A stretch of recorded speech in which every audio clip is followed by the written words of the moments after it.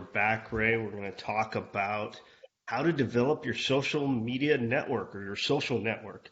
Because what we have been talking about is the next job you get, or these folks are going to get, are going to be because they've done their research, they've looked at the company, looked at the role, they've looked at the salary, hopefully, or been able to back into that somehow.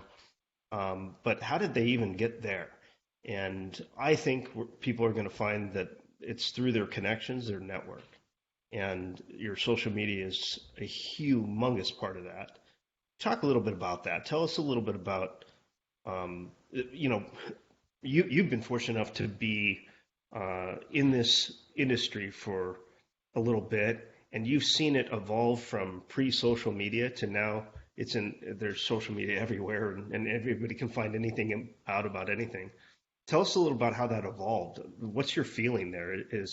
Do you think it's better now today than it was in the past? Is it easier to find a job because of social media?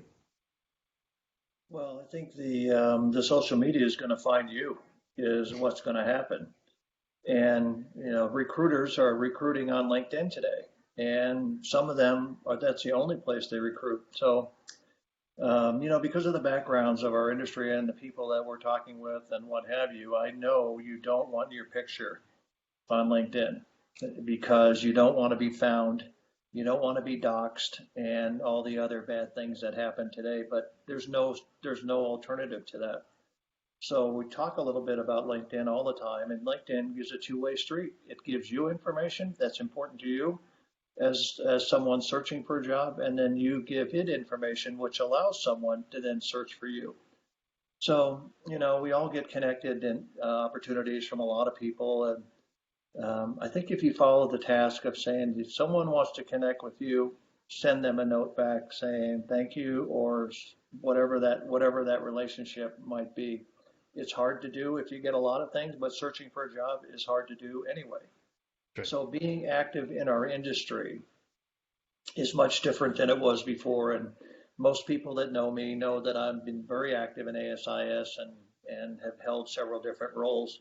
And then, of course, I'm an anti-ASIS basher. So if someone starts giving me a hard time about there's too many vendors at the chapter meeting, I tell them to change that and do something about that and get active and be visible in our industry. And I know it's difficult today, Scott, for the federal and law enforcement officers to jump out there without really knowing, what am I doing and how am I doing this? And I just remind them to, have a good profile, be active, comment where it's appropriate, post where it's appropriate.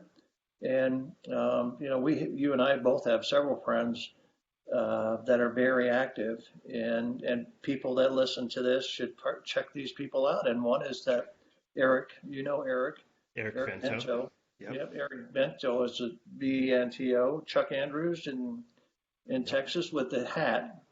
And you know what they say about people with a big hat like that? They say big hat, no cattle. So I would love to hear Chuck's comments on that. But then there's others, and like Tim Wenzel at Facebook. I mean, Tim took on this kindness issue, and it's exploded. Yeah. So jumping into something like that, where your name now becomes visible to others, and potentially, if you were looking for a particular position in a particular company, your visibility on the internet, particularly LinkedIn, there really isn't an alternative to that. Is probably important. Because they want to see what you've contributed before and what you're contributing now, and what you're going to contribute as you go forward. So it's much different than it was. There's no question about that. But I'm a proponent of being engaged and being connected. And I remind people, if you're not connected and you get laid off tomorrow, you're in trouble. That's right. Because you're number one, you don't have a job and you don't have a pathway to another one yet. No, I'm just going to apply for hundreds of jobs with one resume. The same resume, by the way, that I got my police job with, right? Yeah, no, not good. I love what you said at the beginning, which was we understand when folks, they don't want to have this online presence because they're worried about the bad things that can come from that. And what I tell folks that are getting ready to transition or thinking about it, about 6 months out, start taking the wrapper off of who you are and start getting out there and start networking. And in total agreement with you, that's really the only way that you're going to find out about these jobs, about what's real out there, what people are really saying about the places that they worked. And it's great. I mean, I use it like a detective tool. I'm going to figure out who was at a role before somebody else. And, people leave jobs for a reason, some good, some bad. Find out what that's all about. Uh, in our industry, it is really small. As big as you said, ASIS is huge, but it's a small world, and everybody kind of knows everybody else, and find people who will connect you with other people. To your point, we talked about Eric earlier, Eric Vento, and I'm going to mark Eric and Tim and Chuck down in the comments on this. I'll flag them, so if people want to connect, I'd highly recommend that too. But Eric, for one, is out there, and he seamlessly will connect with anybody and connect you with people that he knows. So I've seen people go to Eric and ask for help, or ask for, hey, can you connect me with somebody at this company or that company? And if they're in his network, he will do that. And likewise, I've done that. I'm sure you've done that, where people will ask us, hey, can you connect me with somebody? And I think that's what social media is there for, to have that conversation, to be open, to have a dialogue. And to your point, I do really think that recruiters are looking for those kinds of things. If not recruiters, then the hiring manager. If your name you're fortunate enough to be in that small group of folks that are going to be interviewed by the hiring manager. If I'm the hiring manager, that's one of the things that I'm going to do, is I'm going to go look at your social media. If you're open, an open connector, and you're open posting, I'm going to look at, how do you post? How are you talking with people? Are you argumentative? Are you bashing people? Are you saying inappropriate things? I see this all the time, by the way, from people that you and I both know. I don't know why we need to talk about politics on LinkedIn. It's bizarre to me. I don't comment on those things, but I see people do that. And as a hiring manager, those are the things that I'm looking for. Are you a good team player? Are you out there helping other people? Even when you need help, are you continuing to help others? And that's what's so special, I think, about the kindness game, with what Tim and his crew are doing.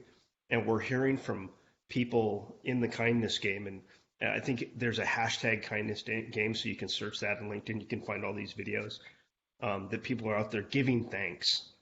And this is one of the hardest times in American history, and people are out there giving thanks. And so I'll let you have the last word. Any additional words of wisdom there that you could share about your social network and social media? Well, I think that just one last kind of comment about LinkedIn and recruiters. And generally, the people that Scott and I talk to are into their second career. So that means that they had a career, maybe 10 years, maybe 20 years, but in any event, they're a little bit older, and the recruiters are a little bit younger. And so the recruiters typically live their life with the device that's in front of them.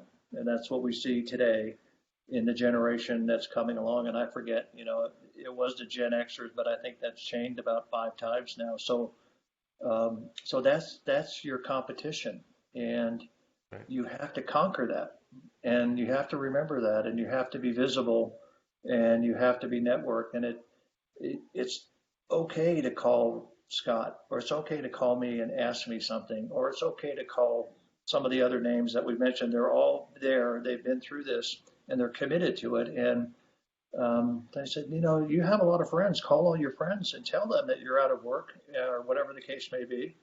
And I know I'm older, but I still hold out that a phone call is still good to do today, because typically there's an opportunity to leave a voice message on the other end. You can be somewhat personal about that.